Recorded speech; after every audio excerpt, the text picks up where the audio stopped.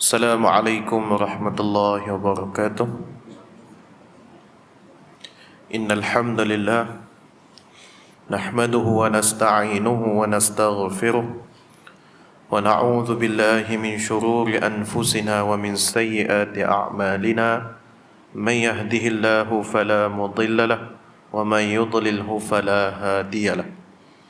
Ashhadu an la ilaha illallah wahdahu la syarika lahu وأشهد أن سيدنا محمدا عبده ورسوله الصفيه من خلقه وحبيبه بلغ رسالة وأدى الأمانة ونصح الأمة وكشف الغمة وتركها على نهجة البيضاء ليلها كنهارها لا يزيل عنها إلى هالك. بسم الله الرحمن الرحيم. نويت التعلم والتعليم وتذكر والتذكير والنفع والانتفاع والإفادة والاستفادة والحث على التمسك بكتاب الله وسنة رسول الله صلى الله عليه وسلم ودعاء إلى الهدى والدلالة على الخير ابتغاء وجه الله ومرضاته وقربه وثوابه لله تعالى. ربنا افتح بيننا وبين قومنا بالحق وأنت خير الفاتحين. سبحانك لا علم لنا إلا ما علمتنا إنك أنت العليم الحكيم. ولا حول ولا قوة إلا بالله العلي العظيم. ولا حول ولا قوة إلا بالله العلي العظيم. ولا حول ولا قوة إلا بالله العلي العظيم. ثم أما بعد. Yang saya hormati ahli jawatan kuasa masjid yang hadir, seterusnya yang saya sayangi lagi saya kasihi ayah-ayah saya serta ibu-ibu saya yang hadir pada malam yang barakah ini. Alhamdulillah, bersyukur kita pada Allah Subhanahu wa taala kerana di atas limpah kurnia serta inayah pertolongan Allah dapatlah sama-sama kita hadir ke rumah Allah ini bagi melaksanakan kewajipan dan tanggungjawab kita, iaitulah salat fardu yang ditunaikan secara berjemaah. Alhamdulillah, kita telah pun selesai menunaikan salat fardu maghrib secara berjemaah. InsyaAllah ta'ala dengan masa, peluang dan ruang yang masih Allah berikan pada kita pada malam ini, dapatlah sama-sama kita duduk sebentar sementara kita menantikan waktu Isya sambil kita niat i'tikaf di masjid ini bagi mendengar serba sedikit perkongsian ilmu. Mudah-mudahan Allah Subhanahu wa taala menurunkan rahmat dan berkat di sepanjang majlis kita ini berlangsung, insya-Allah. Terlebih dahulu saya mohon maaf kerana hampir 2 bulan saya tak datang sebabkan ada urusan lain yang perlu diselesaikan. Alhamdulillah, pada malam ini dapatlah saya bertemu dengan ayah-ayah saya untuk meneruskan kembali pengajian kitab hadis 40 Matan Arba'in yang dikarang oleh Al-Imam An-Nawawi rahimahullah. Dan insyaAllah pada malam ini kita sampai pada hadis Al-Khamisu wal-Ashrun, hadis yang ke-25 pada muka surat 290. Bismillahirrahmanirrahim. An Abi Dzar radhiyallahu anhu aidan أن أناسا من أصحاب رسول الله صلى الله عليه وسلم قالوا للنبي صلى الله عليه وسلم يا رسول الله ذهب أهل الدثور بالأجور يصلون كما نصلي ويصومون كما نصوم ويتصدقون بفضول أموالهم. قال أوليس قد جعل الله لكم ما تصدقون إن بكل تسبيحة صدقة وكل تكبيرة صدقة وكل تحميدة صدقة وكل تهليلة صدقة وأمر بالمعروف صدقة ونهي عن المنكر صدقة وفي بضع أحدكم صدقة. قالوا يا رسول الله أيأتي أحدنا شهوته ويكون له فيها أجر؟ قال أرأيتم لو وضعها في حرام أكان عليه وزر؟ فكذلك إذا وضعها في الحلال كان له أجر. Sadaqa Rasulul Karim, ruah al-Imam Muslim.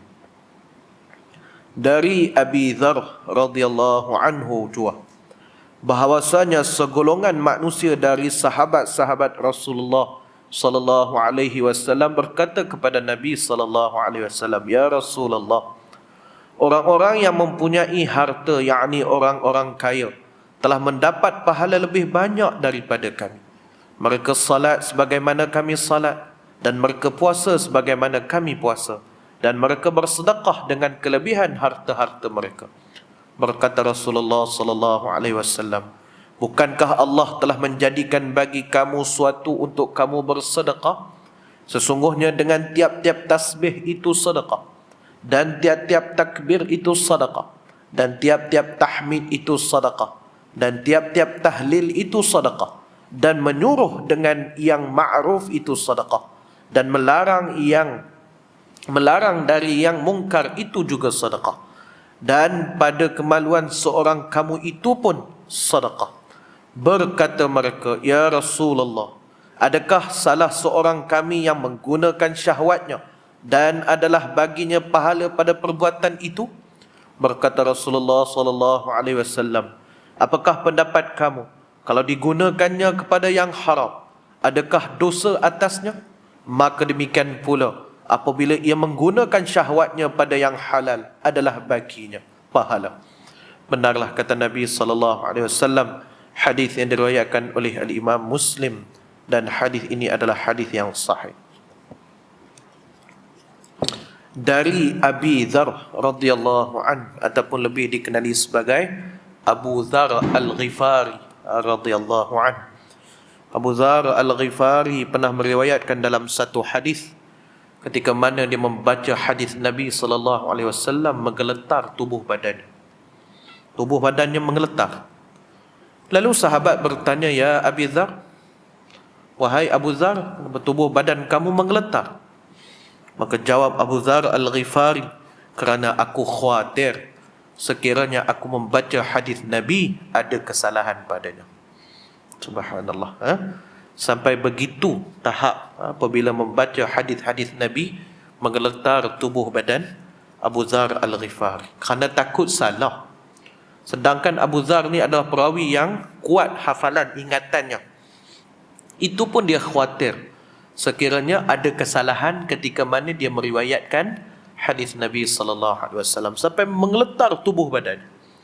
Cuba kalau kita bayangkan betapa ramai orang yang berani nak memalsukan hadis-hadis Nabi sallallahu alaihi wasallam.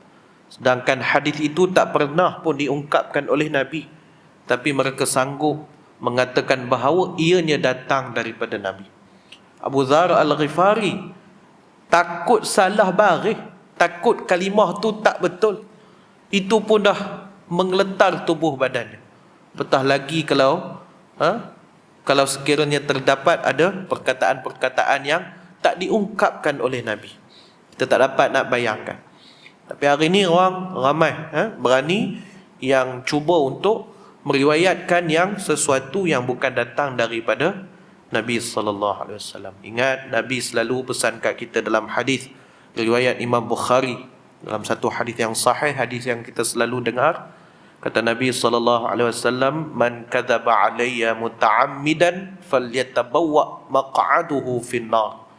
Barang siapa yang berdusta di atas namaku dengan sengaja, maka bersedialah tempatnya di dalam api neraka. Ini peringatan daripada Nabi kepada kita. Janganlah kita meriwayatkan sesuatu yang bukan datang daripada Nabi sallallahu alaihi wasallam. Ini kisah sedikit sebanyak tentang Abu Dzar Al-Ghifari. Bahawasanya segolongan manusia dari kalangan sahabat Nabi sallallahu alaihi wasallam berkata kepada Nabi. Satu hari, kata Abu Dzar, sahabat berkumpul, lalu mereka menanyakan sesuatu kepada baginda Nabi sallallahu alaihi wasallam. Kata mereka, "Ya Rasulullah, dhahaba ahlud duthur bil ujuri yusalluna kama nusalli wa yusumuna kama nasumu wa yatasaddaquna bifuduli amwalihim." Mereka, para sahabat ini bertanya kepada Nabi, wahai Rasulullah, ada orang yang mempunyai harta yang banyak, yakni orang yang mempunyai kekayaan dari segi harta, telah mendapat pahala yang banyak. Yalah, mereka ada banyak harta, pahala mereka lagi banyak lah. Sebab apa? Mereka solat seperti mana kita solat, mereka puasa seperti mana kita puasa, dan mereka bersedekah dengan kelebihan harta-harta mereka. Lebihnya orang kaya ni, orang yang banyak harta ni, mereka solat macam kita juga solat, mereka puasa macam kita juga puasa.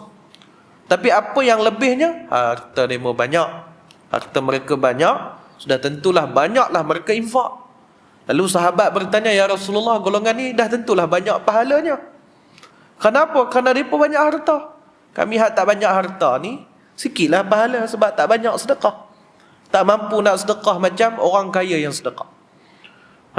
Lalu Nabi SAW jawab, awalaisa qad ja'alallahu lakum ma tasaddaquna inna bi kulli tasbihatin sadaqah wa kulli takbiratin sadaqah wa kulli tahmidatin sadaqah wa kulli tahlilatin sadaqah wa amrin bil ma'ruf sadaqah wa nahyin an munkarin sadaqah wa fi bud'i ahadikum sadaqah. Lalu Nabi jawab, bukankah Allah telah menjadikan bagi kamu suatu untuk kamu bersedekah? Sesungguhnya tiap-tiap tasbih itu sedekah, dan tiap-tiap takbir itu sedekah, dan tiap-tiap tahmid itu juga sedekah, dan tiap-tiap tahlil itu juga sedekah. Menyuruh kepada ma'ruf dan menegah perkara yang mungkar itu juga sedekah. Dan pada kemaluan seorang kamu itu pun sedekah. Maksudnya, apabila sahabat bertanya kepada Rasulullah, orang kaya ni dah tentulah mereka banyak pahala daripada kami. Sebab kelebihan mereka kerana mereka banyak harta, banyaklah mereka infaknya. Kami yang tak banyak harta ni kuranglah pahala sebab kami tak ada harta sangat, sedekah kami pun sikit. Maka kata Nabi, bukankah Allah dah jadikan pada setiap perkara itu sedekah? Bukan sekadar harta sahaja sedekah ni. Jadi dia punya konsep sedekah ni bukanlah tertumpu kepada orang yang mempunyai harta. Dia ada harta lalu dia sedekah, oh ini orang sedekah. Sebenarnya kata Nabi, setiap perkara itu adalah sedekah. Lalu Nabi datangkan misal. Apa dia? Yang pertama Nabi kata, setiap tasbih itu juga sedekah. Tak perlu keluarkan harta, tasbih subhanallah itu sedekah. Kemudian Nabi kata, setiap takbir itu juga sedekah. Kita bertakbir Allahu Akbar, itu juga merupakan sedekah. Kemudian bertahmid, mengucapkan alhamdulillah, juga sedekah. Mengucapkan tahlil, yakni kalimah la ilaha illallah, juga sedekah. Suruh orang buat baik, menegah kemungkaran, itu juga sedekah. Jadi sedekah ini tidaklah tertumpu kepada harta. Sedekah ni maknanya luas. Termasuk kita dalam satu hadis yang lain, melemparkan senyuman. Melemparkan senyuman juga merupakan sedekah. Walikulli kalimatin tayyibatin sedekah. Dalam hadis riwayat yang lain, dan pada setiap perkataan yang baik yang kita ungkapkan, Nabi kata, juga merupakan sedekah. Setiap perkataan yang baik, kita sebut perkataan-perkataan yang baik. Kita memberi nasihat, memberi kalam motivasi, memberi semangat. Walaupun kita nampak macam hanya menggunakan perkataan, menggunakan kalimah, itu juga merupakan sedekah. Jadi sedekah ni dia mempunyai makna yang cukup luas dan tidak tertumpu kepada harta semata-mata, tidak. Membuang sesuatu yang menghalangi perjalanan, kita ambil al-adha, Arab kata. Kita ambil satu benda yang menyakiti. Maksudnya satu benda yang menghalang perjalanan seseorang, kita ambil, kita letak tepi. Bagi contoh, dalam perjalanan, kita nak datang masjid, ada sesuatu yang menghalang. Ada keranting kayu ke, pelepah, kelapa ke, nyok. Kita ambil, Kemudian kita letak tepi. Itu juga merupakan sedekah. Masya Allah. Sampai begitu. Tak, nampak satu orang pakcik yang tak berkemampuan, maksudnya pakcik yang ingin melintas. Tak, dia nampak daripada jauh pakcik ni nak melintas, dia berhenti tepi, dia pegang tangan pakcik nak melintas ke? Tak apa, saya bawa. Nah, itu juga sebagai sedekah. Jadi sedekah ni banyak sangat. Ya. Sedekah ni maknanya yang terlalu luas, ya. Dia tidaklah tertumpu kepada harta semata-mata. Inilah yang dimaksudkan. Kemudian Nabi kata, dan pada kemaluan seorang kamu itu pun sedekah. Kita tengok apakah yang dimaksudkan dengan hadis ni. Lalu sahabat bertanya kepada Rasulullah, ya Rasulullah, ayati ahaduna syahwatahu wa yakunu lahu fiha ajrun? Kemudian maka sahabat bertanya, wahai Rasulullah, adakah salah seorang kami yang menggunakan syahwatnya adalah bagi pahala pada perbuatan itu? Mafhum daripada hadis ini, menggunakan kemahuan dan kehendak, yakni syahwat, kepada tempat yang sewenang-wenangnya. Maksudnya menggunakan syahwat pada tempat yang umum, tidaklah pada suatu tempat yang khusus. Tak, menggunakan kemahuan, menggunakan kehendak pada tempat yang umum. Maksud tempat yang umum ni, maksud kata tak kira. Ada? Maksudnya bebas nak menggunakan kehendak, menggunakan syahwat. Tak kira lah siapa-siapa pun. Nah, itu. Kemudian Nabi tanya balik, apakah pendapat kamu kalau digunakan pada yang haram? Adakah dosa atasnya? Tak. Sahabat bertanya, sebab Nabi kata pada kemaluan itu juga merupakan sedekah. Tak. Kemaluan ini dia membawa maksud dua. Yang pertama maruah. Ya, yang pertama adalah maruah. Tak, aib. Itu yang pertama. Yang kedua, melakukan hubungan. Itu yang kedua. Jadi dua mafhum daripada makna kemaluan tu. Sama ada digunakan pada maruah ataupun digunakan kepada hubungan. Ada hubungan intim lah. Itu maksudnya dua. Sama ada bolehkah guna kedua-dua itu pada tempat yang kita suka, sewenang-wenangnya? Tak. Bolehkah kita nak menjaja, kita nak menjual maruah kita pada tempat yang pada umum? Tak. Kerana pernah jadi isu, satu orang ibu, dia terpaksa untuk melacurkan dirinya kerana demi nak mendapatkan pendapatan. Kerana nak dapatkan pendapatan, kerana nak dapatkan duit, lalu dia memilih pekerjaan menjadi pelacur. Kerana nak dapatkan duit, minta kerja macam-macam, semua tak dapat. Ayah-ayah dan ibu-ibu yang saya hormati, kerja apa yang dia minta tak dapat tu? Mana? Kalau kerja kerajaan tu, memanglah ada orang yang apply 20 tahun pun tak pernah dapat lagi. Kerja tu banyak. Kerja yang halal itu banyak. Tetapi dia memilih untuk pekerjaan sebegitu kerana nak mendapatkan pendapatan. Dengan membuat perkara tersebut, membuat perkara dosa itu, dia akan meraih pendapatan yang banyak. Lalu Nabi tanya, dalam hadis ini Nabi tanya, apa Nabi tanya? Apa pendapat kamu kalau digunakan pada yang haram? Adakah dosa atasnya? Ini kebijaksanaan Nabi SAW. Seorang yang bijak, bila mana ditanya dengan soalan, lalu dia menjawab dengan soalan, dan membuatkan orang ataupun si penanya itu akan memikirkan jawapan. Ini sebenarnya tanda orang bijak lah. Seorang yang bijak, bila mana dilemparkan dengan soalan, lalu dijawab dengan soalan, itu tandanya dia adalah orang yang cerdas, orang yang bijak. Jadi sahabat tanya kepada Nabi, bolehkah kami guna ikut suka ni? Macam kes tadi itulah. Ini yang berada pada zaman kita. Mana kata dia terpaksa untuk melakukan pekerjaan berzina itu, melacurkan diri kerana menjual maruah, menjual kehormatan dirinya kerana nak mendapatkan pendapatan, nak sara anak ni. Laki tak ada, laki meninggal ataupun dia ceraikan dan sebagainya. Jadi nak sara anak, dia cari kerja hak yang ada, kerja hak tu yang dia boleh buat. Kemudian Nabi tanya, bukankah perkara tersebut adalah perkara dosa? Menggunakan kemahuan dan kehendak syahwat itu kepada perkara yang dosa, sudah tentulah mendapat dosa. Jadi perkara yang haram dia tetap haram. Kita tak boleh kata halal. Asbab daripada keadaan terpaksa untuk melacurkan diri, menjual maruah, menjualkan kehormatan diri pada orang lain kerana nak mendapatkan pendapatan. Kerana ia merupakan satu darurat.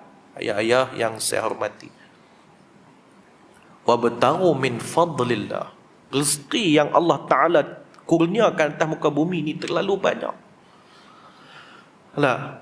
Takkanlah itu yang dia sanggup melakukan kerana memilih perkara dosa, dan perkara dosa itu dia sanggup untuk menjadikan ianya halal bagi dirinya, sedangkan ianya dosa. Dosa dia tetap dosa, dia tak boleh kita nak jadikan ia sebagai halal. Itu kalau khinzir, kalau zaman darurat khinzir boleh makan, itu lain cerita. Jangan samakan makan khinzir dalam keadaan darurat dengan menjual maruah diri dalam keadaan terpaksa untuk mencari pendapatan. Itu salah dari segi kaedah. Agama tidak menyuruh serupa itu. Dalam bab yang pemakanan ini adalah satu bab yang lain. Ini adalah yang berkaitan dengan diri sendiri, berkaitan dengan orang lain. Diri kamu itu kamu sendiri. Kemudian rezeki, bukan rezeki lah, pendapatan yang kamu dapat itu kamu guna pula untuk anak-anak, sedangkan pendapatan itu adalah pendapatan yang haram. Jadi Nabi tanya, adakah perkara itu? Sudah tentulah dia mendapatkan dosa. Maka demikian pula apabila ia menggunakan syahwatnya pada yang halal, adalah baginya halal. Bagaimana menggunakan syahwat pada tempat yang halal? Sudah tentulah berkahwin, nak nikah lah. Sudah tentu. Karena itu dalam satu hadis Nabi yang lain, Nabi SAW sebut, Ya ma'syaras syabab, man istata'a minkumul ba'ah falyatazawwaj, fa innahu aghaddu lil basar wa ahsanu lil farj. Dalam satu hadis Nabi SAW sebut, Ya ma'syaras syabab, wahai sekalian orang muda-muda, man istata'a minkumul ba'ah, barang siapa daripada kalangan kamu mampu al-ba'ah. Al-ba'ah ni dua, iaitu mampu dari segi zahiriyah, dan satu lagi mampu dari segi batiniyah. Nabi kata barang siapa daripada kalangan kamu mampu al-ba'ah. Al-ba'ah ni dua, zahiriyah dengan batiniyah. Zahiriyah termasuklah nafkah, makan, minum, tempat tinggal, pakaian. Nabi kata mampu untuk bagi kepada isteri kamu makan, minum, tempat tinggal, pakaian yang mencukupi. Mampu yang tu satu, itu dari segi zahiriyah. Yang dari segi yang kedua batiniyah. Batiniyah melibatkan dalaman. Bukan kekuatan, itu salah satu, kekuatan lelaki itu satu. Antara yang lain yang melibatkan batiniyah, mampukah membuat isteri kamu gembira? Kalau dia dalam keadaan sedih, kamu mampu tak menggembirakan dia? Kalau dia dalam keadaan beremosi, kamu mampu tak menyutralkan emosi itu supaya tak menjadi pergaduhan? Bila dia dalam keadaan marah, kamu dalam keadaan marah, bagaimana cara kamu nak mengatasinya? Itu al-ba'ah dari segi batiniyah, dalaman. Nabi kata kalau mampu itu, falyatazawwaj. Nabi kata, maka kahwinlah. Nabi kata, wahai orang muda, jika kamu mampu al-ba'ah, dua tadi, zahiriyah wa batiniyah, mampu dua tu, Nabi kata apa? Falyatazawwaj, maka kahwinlah. Ya, ibu-ibu yang saya hormati, ada 3 perkara Nabi suruh segerakan, jangan kita tangguhkan. Yang pertama, bila masa waktu, segera salat. Yang kedua, bila hadirnya jenazah, segera salat jenazah. Yang kedua, bila ada kematian, segera kebumikan. Dan yang ketiga, bila sampai jodoh anak, bila sampai jodoh seseorang, maka percepatkan untuk diperkahwinkan. Jadi 3 perkara ni adalah perkara yang Nabi suruh percepatkan. Jangan kita ta'jil, Arab kata. Ta'jil ni maksudnya melengah-lengahkan, melewat-lewatkan. Jadi inilah salah satunya. Bila dah sampai, memanglah kalau tanya budak-budak muda lah, "Kamu nak kahwin tak?" "Oh, nak." "Oh, confirm lah nak."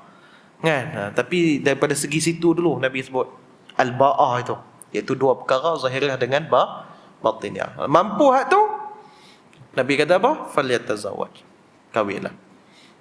Kerana perkahwinan ini Nabi kata apa? Aghaddu lil basar wa ahsanu lil farj. Kerana dengan perkahwinan ini dapat merendahkan pandangan dan menjaga maruah. Dengan berkahwin dapat merendahkan lagi pandangan dan menjaga maruah. Itu adalah hikmah daripada perkahwinan. Tapi baca hadis jangan sampai takat tu. Baca sampai habis. Nabi sambung lagi. Wa man lam yastati' fa alaihi bisawm fa innahu lahu wija. Nabi kata, barang siapa yang tak mampu, al-ba'ah tadi ni, dia tak mampu lagi.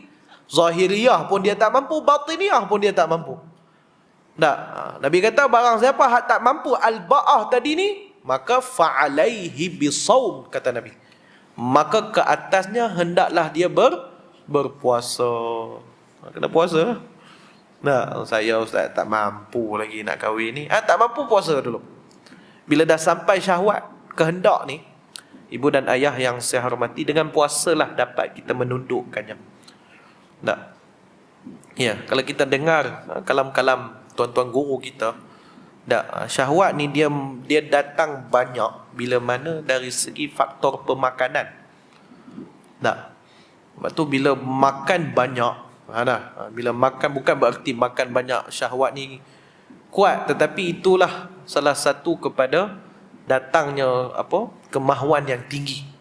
Syahwat yang tinggi datangnya daripada situ salah satunya. Jadi bagaimana cara nak mengurangkan ataupun nak menundukkan syahwat ni? Dengan berpuasa sebenarnya. Bila kita banyak berpuasa, banyak benda yang kita kita dapat halang lah. Dalam keadaan kita puasa, bukan nak buat benda-benda yang tak baik. Terutamanya bulan Ramadan. Malam ni merupakan satu Rejab, masya-Allah. Dah 1 Rejab dah. Tinggal lagi 2 bulan lagi, 3 bulan lagi.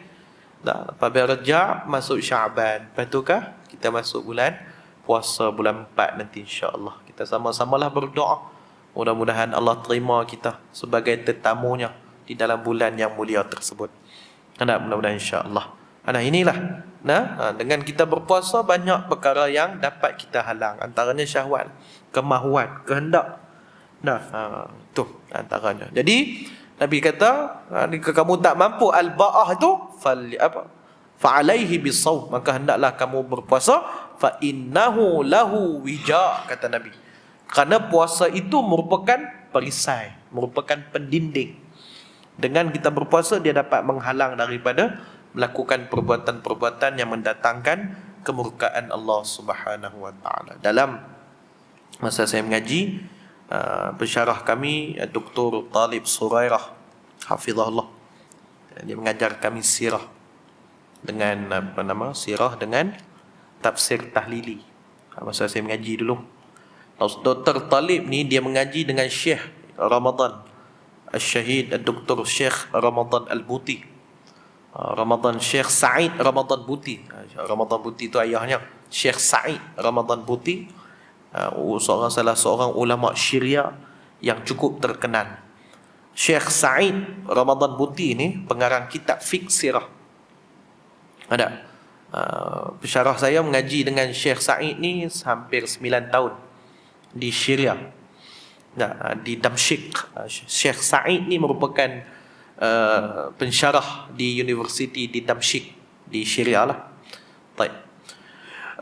Masa mengaji tu Dr. Talib ni dia sebut dalam kuliah dia, dalam pengajian dia kata aku mulazamah ni maksudnya melazimi, berguru dengan Syekh Said selama hampir 9 tahun katanya.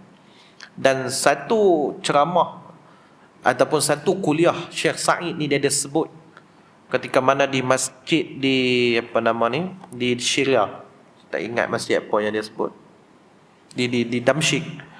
Dia sebut satu ungkapan, kata Syekh Said, wahai kaum muda, dia kata, wahai orang-orang muda, kahwinlah, dia kata.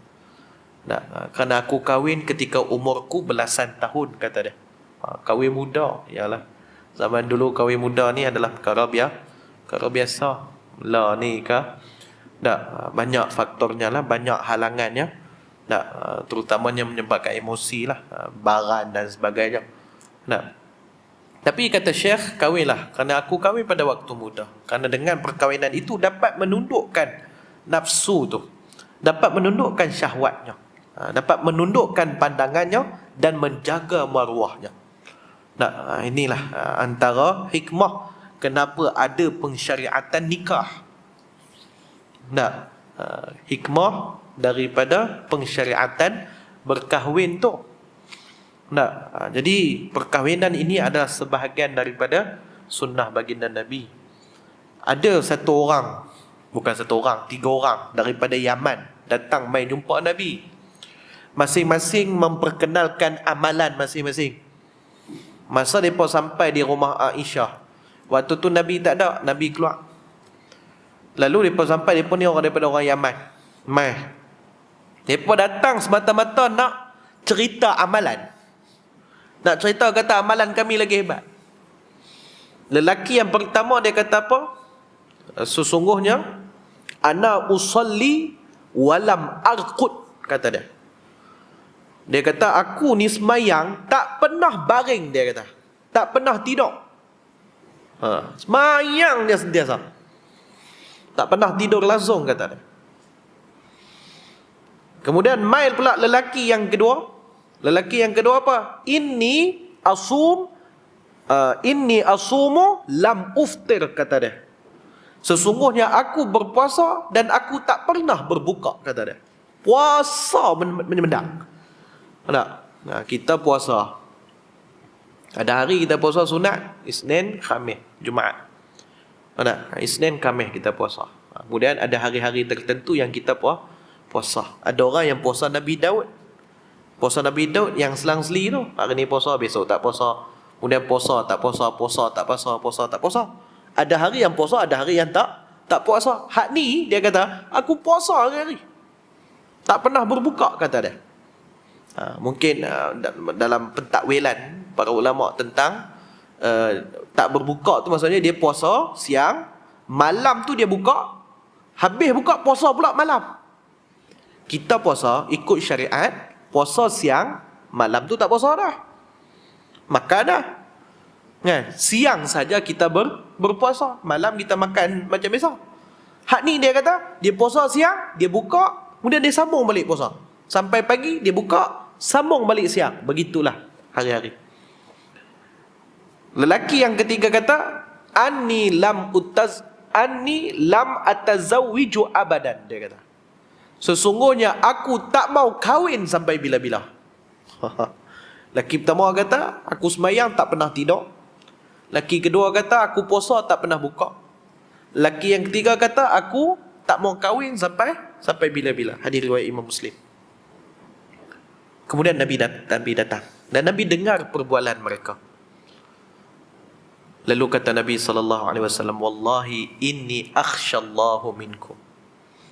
Kata Nabi SAW, demi Allah, aku lebih takutkan Allah lebih daripada kamu. Kalau nak diceritakan, kalau kita dengar, semayang tak pernah tidur, puasa tak pernah buka, tak mau kahwin langsung. Hebat. Kan? Kemudian Nabi kata, Nabi datang dan Nabi dengar. Nabi kata, kalau nak dibandingkan ketakutan kamu dengan Allah berbanding aku lebih takut Allah daripada kamu, kata Nabi. Kemudian kata Nabi, anni usalli wa arqud. Kata Nabi, sesungguhnya aku pun salat. Nabi pun salat. Salat Nabi sampai bengkak kakinya. Tak, salat Nabi sampai bengkak kakinya. Nabi pun salat juga. Nabi kata, aku pun salat. Ada masa aku salat, ada masa aku tidur, aku tidur. Kemudian aku juga berpuasa. Dan sampai pada waktu malam aku berbuka. Siangnya aku puasa. Puasa Nabi lebih daripada kita. Sampai letak batu di sekeliling perut Nabi. Puasa Nabi lebih. Kemudian Nabi kata, aku pun berkahwin, aku pun ada isteri. Nah. Kemudian Nabi kata apa? Faman raghiba an sunnati falaysa minni. Barang siapa yang tak suka sunnahku tadi ni, semayang, puasa, semayang, tidur, ada masa semayang kita semayang, ada masa kita tidur. Ada masa kita puasa, ada masa kita buka. Dan kita juga berkahwin. Nabi kata, barang siapa yang tak suka sunnahku tadi ni, dia bukan daripada kalangan aku, kata Nabi.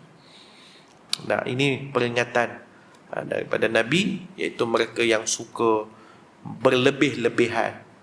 Maksudnya ada yang patut dilebihkan, tapi lebihan itu mestilah mengikut kepada syariat. Kalau Nabi semayang sebanyak itu, kita ikut Nabi lah. Ini kita nak lebih daripada tu lagi. Ini dah melebihi. Dalam satu istilah disebut sebagai al-ghulu, katanya.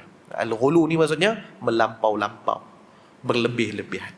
Inilah hadis yang ke-25 yang membicarakan tentang perkara-perkara sedekah. Ini antaranya lah yang disebut dalam hadis yang ke-25. InsyaAllah kita akan sambung hadis yang seterusnya pada kuliah kita yang akan datang. Jadi kita berhenti dekat ni dulu. Allahumma salli ala sayyidina 2 hari bulan 2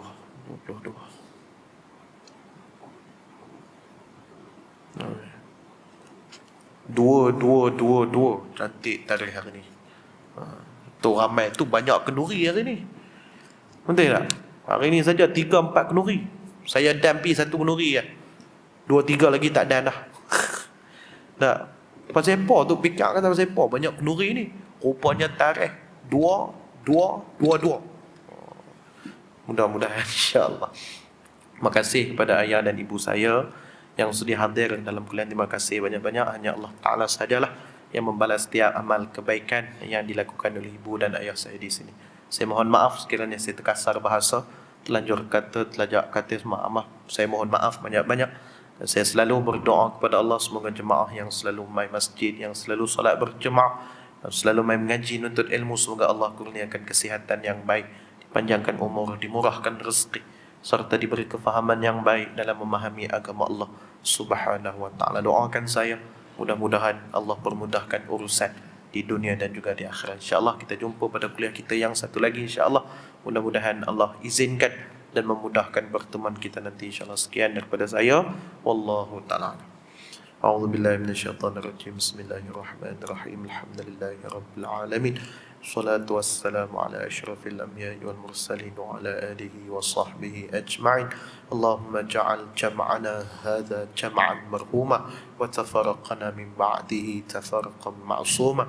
Allahumma arina al-haqqa haqqan warzuqna ittiba'ah wa arina al-batil batilan warzuqna ijtinabah. Wa sallallahu ala sayyidina Muhammad walhamdulillahi rabbil alamin.